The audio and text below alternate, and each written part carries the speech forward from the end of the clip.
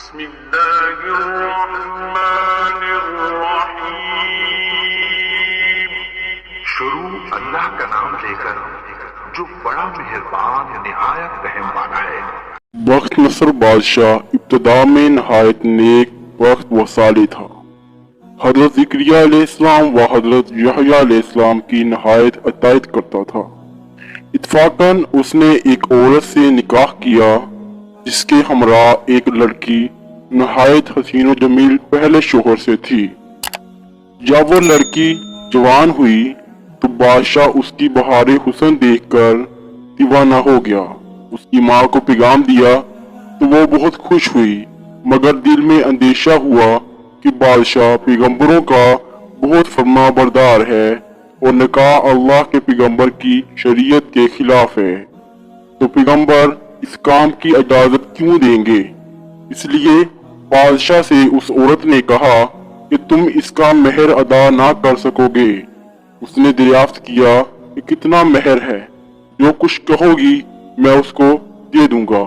عورت نے کہا اس کا مہر تمہارے دونوں پیغمبروں کا سر ہے، اگر تم یہ مہر ادا کر سکو تو لڑکی حاضر ہے، ورنہ اس کا نام مت لینا۔ بادشاہ نے کہا کہ یہ پیغمبر ہمارے دشمن نہیں بلکہ ہمارے خیر خواہ اور دعاگو ہیں، ان کو بے جرم گناہ قتل کرنا ظلم عظیم ہے، اس کے سوا جو کچھ مانگو گی وہ میں دے دوں گا۔ اس عورت نے کہا کہ اس کے سوا کوئی مہر نہیں ہے۔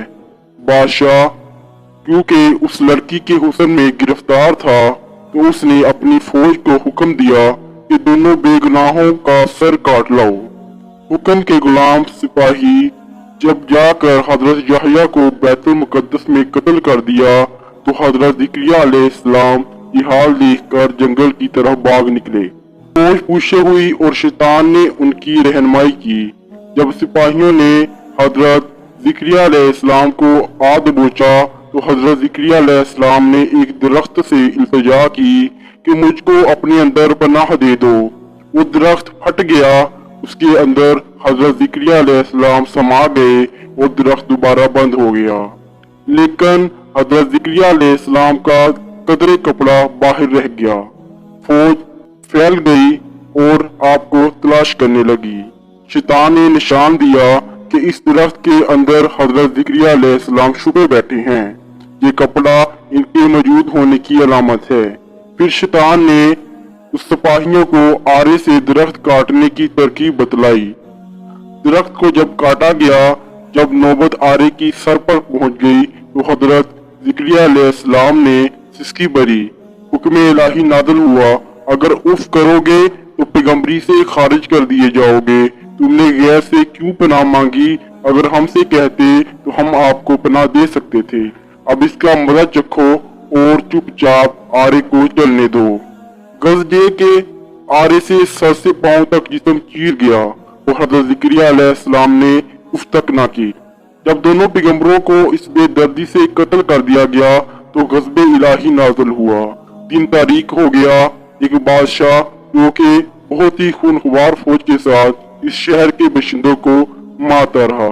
حضرت علیہ السلام کا خون بند نہ ہوتا تھا، جب قبر میں رکھتے تھے تو قبر خون سے بھر جاتی تھی۔ بادشاہ کے لشکر نے قسم کھائی کہ جب تک خون بند نہ ہوگا وہ قتل سے باز نہیں آئے گا۔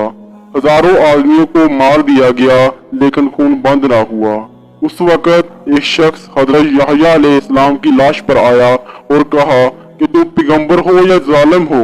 ایک خون کے بدلے میں ہزاروں لوگوں کو قتل کروا دیا، اب کیا سارے جہان کو قتل کراؤ گے؟